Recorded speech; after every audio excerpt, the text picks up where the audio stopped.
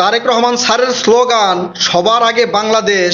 এই স্লোগান নকল কইরা হাঙ্কে পিনাকি স্যার নতুন স্লোগান নিয়ে আসছে, হামরাই বাংলাদেশ। আবার হুমকি দিছে তারেক রহমান স্যারের স্লোগান নাকি জামাত শিবিরকে দিয়ে জয় বাংলা করে দিবে।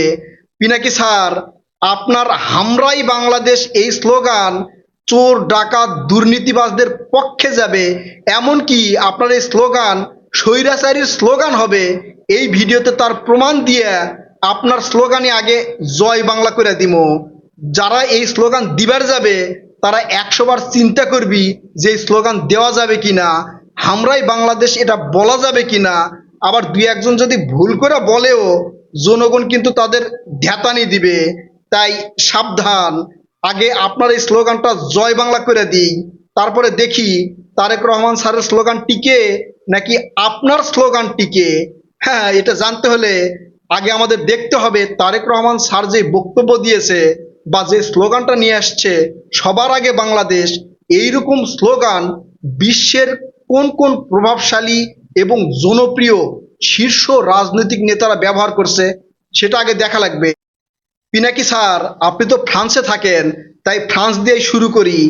চার্লস মরাস, তিনি ফরাসি রাজনৈতিক থিঙ্কার ও অ্যাকশন ফ্রান্সিস নামের একটি ধারাবাহিক জাতীয়তাবাদী আন্দোলনের নেতা ছিলেন। তিনি 1940 সালে ফ্রান্সের জাতীয় স্বার্থকে সর্বোচ্চ গুরুত্ব দেওয়ার প্রস্তাবে বলেছিলেন ফ্রান্স ডি অ্যাবর্ড। এটা ইংরেজি করলে হয় ফ্রান্স ফার্স্ট, আর বাংলা করলে হয় সবার আগে ফ্রান্স। হ্যাঁ পিনাকি স্যার, অনেক পুরানো উদাহরণ দিলাম।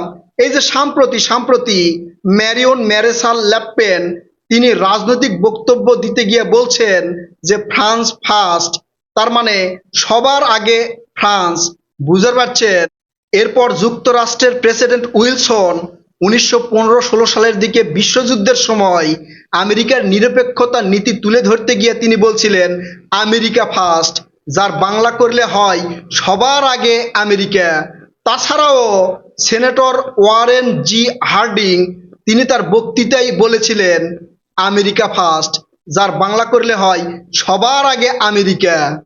তারেক রহমানের বক্তব্য সবার আগে বাংলাদেশ, এইরকম বক্তব্য বিশ্বের অনেক নেতাদের বক্তব্যে পাবেন।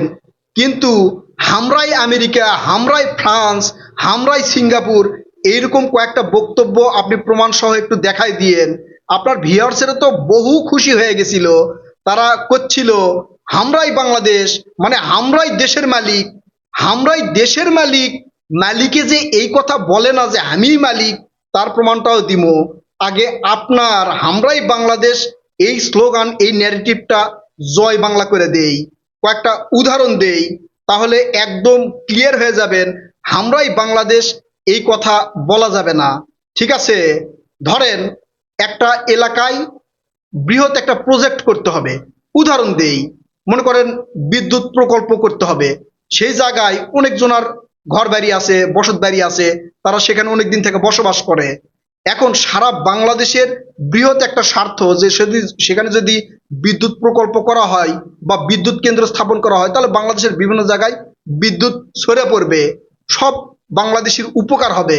ঠিক আছে, এখন ওখানে গিয়ে বিএনপি যদি সরকার গঠন করে, বিএনপি যা বলবে যে দেখেন দেশের বৃহৎ স্বার্থের জন্য আপনাদের এইটুক ত্যাগ করতে হবে, আপনাদের যে জায়গাগুলো আছে এটা আমাদেরকে দিতে হবে, আপনারা অন্য জায়গায় যা বসবাস করেন, এটা বাংলাদেশের জন্য করতে হবে। তখন ওখানে যারা থাকবে জামাত শিবির, তারা কবি হামরাই বাংলাদেশ। যদি তাদের কথা মানা হয় হামরাই বাংলাদেশ, তাহলে সারা বাংলাদেশের যে জনগণের সুযোগ সুবিধা বাড়তো, বিদ্যুৎ পাইতো, সেটা কি পাবে? ওরা যদি কয় হামরাই বাংলাদেশ, তাহলে কি হবি যে ওদের স্বার্থে, সারা বাংলাদেশের স্বার্থে এটা হবি, নাকি সারা বাংলাদেশের স্বার্থ তাদের মেনে নিতে হবে? উদাহরণটা জটিল হয়ে গেল, আরেকটু সহজ উদাহরণ দেই। ধরেন একটা সমাজের একটা নেতা, ঠিক আছে, ওই সমাজের সে মালিক। আপনার কথাই বলি যে যে আমরাই বাংলাদেশ, আমরা বাংলাদেশের মালিক, সেটাই বলি। ওই সমাজের সেই নেতা এখন কোনো একটা কারণে একদল যায় সেখানে বলতেছে যদি আপনি বাঁচেন তাহলে আপনার সমাজ ধ্বংস হয়ে যাবে, আর সমাজ যদি বাঁচাতে চান তাহলে আপনি ধ্বংস হয়ে যাবেন। ওই সময় আপনি কি করবেন? আপনি কি বলবেন যে আমি সমাজ, এটা বলবেন, নাকি ওই সমাজকে বাঁচানোর জন্য বলবেন যে আমার আগে ওই সমাজ, কি বলবেন? সমাজ থাকলে নেতা মালিক তৈরি হবে, কিন্তু মালিক থাকা সমাজ ধ্বংস হলে তাহলে সমাজ কেমনে তৈরি হবে? আবার উদাহরণ দিয়েন না যে সে আবার বিয়ে করবে, আবার জনগণ বাড়বে, মানে সন্তান টন্তান নিবে, জনগণ বাড়বে, আবার সমাজ তৈরি হবে। এরকম বোকামি উদাহরণ আপনি দিবেন না আমি জানি, কারণ আপনি খুব জ্ঞানী ব্যক্তি। ঠিক আছে, এখন আরেকটা উদাহরণ দেই। ধরেন একটা এলাকায় বাঁধ দিতে হবে, এই যে তিস্তা বাঁধের মতো একটা বাঁধ দিতে হবে। বাঁধ দিলে সারা বাংলাদেশ ডুবে যাওয়ার হাত থেকে বাঁচে যাবে, কিন্তু ওখানে বাদ দিলে ওখানকার যেই লোকজন আছে তাদের ক্ষেত খামারের সমস্যা হবে। ঠিক আছে, এখন ওখানে যা যদি বলা হয় যে দেশের বৃহৎ স্বার্থে আপনাদের এই বাদ দেওয়ার প্রকল্পটা মেনে নিতে হবে, কারণ এটা দেশের স্বার্থ, তখন যদি তারা বলে আমরাই বাংলাদেশ, তখন তো সারা বাংলাদেশের যে স্বার্থ সেটা তো ধ্বংস হয়ে যাবে। পিনাকি স্যার, তাহলে কি তারা বলবে যে আমরাই বাংলাদেশ, এই কথা কবে? না সারা বাংলাদেশের জন্য তারা স্যাক্রিফাইস করবে? কি বুঝেন আমরাই বাংলাদেশ? আপনার ভিউয়ার্সরা খুবই খুশি হয়ে গেছিল, আমরাই দেশের মালিক। মালিক কখনো নিজেকে মালিক বলে চিৎকার করে না, জাহির করে না। ঠিক আছে, একটা পরিবারের যে মালিক, সে যদি যা বলে আমি পরিবারের মালিক, আমি যা করবো তাই, আমি যা খামো তাই, তাহলে ওই পরিবারের বাকি যারা আছে তাদের কি হবে? ওই আমি মালিক এই কথা বলার আগে তার বলতে হবে যে আমার আগে আমার পরিবার। এটা বাংলাদেশের প্রত্যেকটা পরিবারের যে প্রধান তাই বলে যে আমার আগে আমার পরিবার।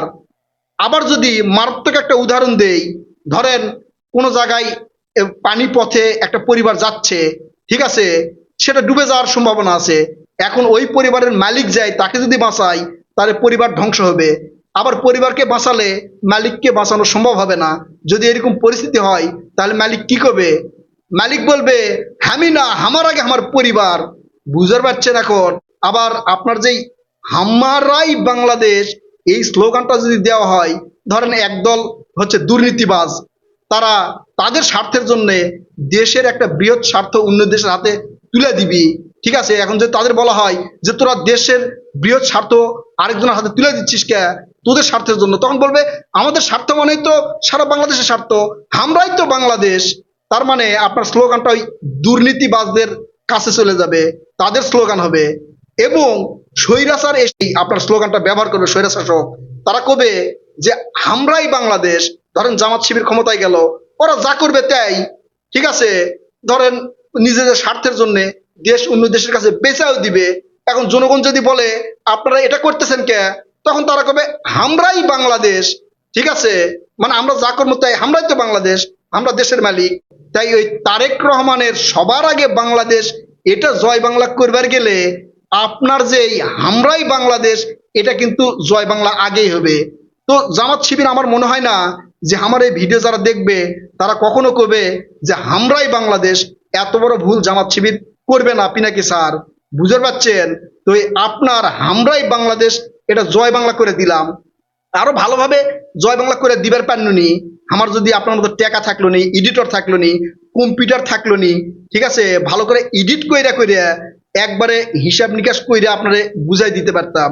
আমি সামনে একটা মোবাইল রেখে ডিরেক্ট কথা কইতো, খুব একটা এডিটও করতে পারি না। তাই আপনারটা খুব একটা জয় বাংলা হয়তো বা করতে পারলাম না। আবার আপনার ফ্যান ফলোয়ার বেশি, আপনারটা বেশি ছইরা পড়ে, তাই তো সবাই একটু মানে হা হা হা হা করে যে হ্যাঁ এটাই সঠিক। আমার ভিডিও হয়তো অত ছড়া পড়বে না, কিন্তু যাদের কাছে যাবে তারাই বুঝবার পারবে যে আসলে এই আমরাই বাংলাদেশের চেয়ে সবার আগে বাংলাদেশ সেইটাই বেশি গ্রহণযোগ্য। তাই আমরা বাংলাদেশ এই কথা কেউ কবার যাবি না। আর এটা ওই আন্তর্জাতিক বিশ্বের কোনো বিশ্ব নেতাও বলছে বলে আমার মনে হয় না।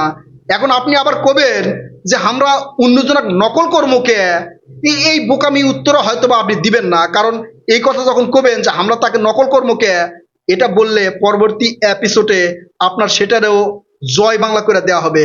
বুঝতে পারছেন? তাই ওই যে আউল ফাউল বুঝাইয়া জামাতের পীর সাইজা জামাত শিবিরকে দিয়ে এগুলো করাবেন, করতে গেলেই বুঝবার পারবেন। ঠিক আছে, আপনি জ্ঞানী ব্যক্তি, আমি মেলাবার কছি আপনি আমার স্যার। ঠিক আছে, কারণ আপনার ভিডিও দেখে, ইলিয়াস স্যারের ভিডিও দেখে আমি অনুপ্রাণিত হই, এই জন্য একটু করে কথাবার্তা কই আর কি। তো আউল ফাউল যদি নেগেটিভ নিয়ে আসেন না, তাহলে কিন্তু জয় বাংলা করে দিব আপনার ভাষার মতো। প্রিয় দর্শক, আপনারা যত দূর পারেন ভিডিওটা শেয়ার করবেন।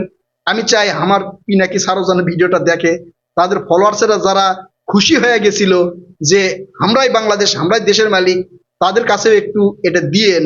হ্যাঁ, আমার মনে হয় মোটামুটি বুঝাবার পারছি, তারা বুঝবে। প্রিয় দর্শক, কথা হবে নতুন কোনো ভিডিওতে। ততক্ষণ পর্যন্ত ভালো থাকবেন, ইনশাল্লাহ। আল্লাহ হাফেজ।